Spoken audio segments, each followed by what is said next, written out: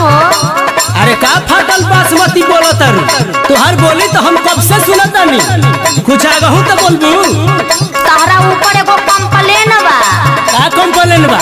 जब सुततनी तब आवाज आवत रात में। ऐसा बात बा कैसा आवाज आवता हो? लसुन खाना खा के जाके जब पलंगिया पसोई, खाना खा के जाके जब पलंगिया पसोई, जब बजे 12 रात पलंग करे चोई चोई।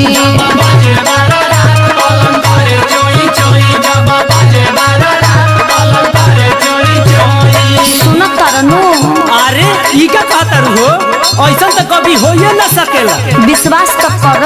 हमारा विश्वास नहीं के हो तनी हमरो तो सुना। सुनाव।